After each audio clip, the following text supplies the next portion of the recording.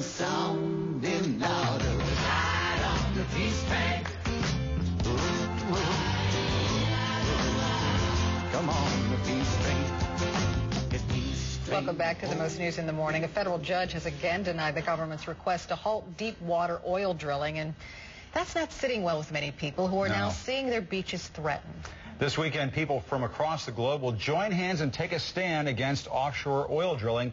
The Hands Across the Sand event was founded by Dave Rauschkolb. He joins us live now from Pensacola this morning. Dave, thanks for joining us. We appreciate it. Tell us how you came up with this idea.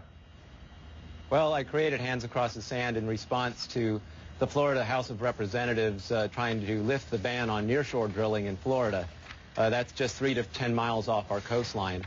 And on February 13th, we organized over 80 beaches, and we had 10,000 Florida citizens joining hands, creating human lines in the sand all across the Florida beaches, from Jacksonville to Miami and from Key West up to Pensacola.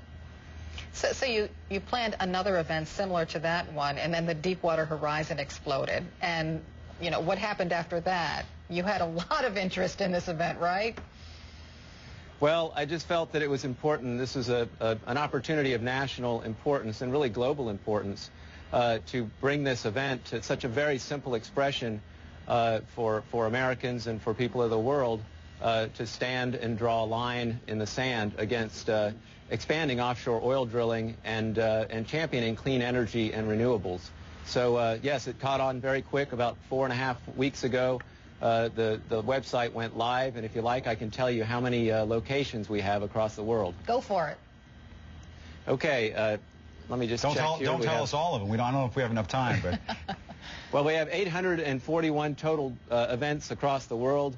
We have 725 events in the U.S., in all 50 states, the District of Columbia, and Puerto Rico. We just signed up France as well. And there'll be a display in front of the White House as well, correct? I mean, that's obviously a message that you'd like to send to the president. Absolutely, under the arch in St. Louis as well, and really the call to action is for Americans.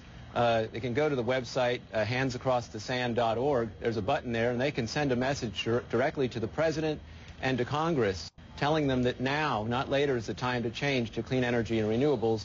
And expanding offshore oil drilling, especially after what's happened in the Gulf, is just pure folly. And Dave, what do you say to those folks in Louisiana, though? I mean, Governor Jindal has been out in front talking about this, that, you know, these are jobs that we're talking about here. And yes, the environment is important, and yes, those beautiful beaches on the Panhandle are important, but folks got to eat. You know, people got to put clothes on their kids and put a roof over their head and pay the mortgage. What do you say to those folks? Absolutely. It's always unfortunate whenever anybody loses their jobs, but these folks lost their jobs due to an accident that never should have happened, and an industry that really didn't have a solution to that accident. So it's very unfortunate, there's no question, but it's my hope that we steer towards cleaner energy industries, and certainly there'll be a lot more jobs available there. And let's just talk about the number of jobs across the Gulf Coast states that are going to be lost, and the homes that are going to be foreclosed on. And you peel away the economic and emotional layer of that onion, it just goes on and on and on. I mean, how long are we going to allow an industry to endanger the coastal economies of our nation and in our environment, as well as the wildlife in our waterways? Yeah, it's going to take a while, though, for people to not depend on oil quite so much. Dave, thanks so much for joining us. Thanks so much for joining us, and we'll be watching your event this weekend. Good luck. And good luck. Thank you. Join hands with us on the beach. Thank you. Thanks, Dave.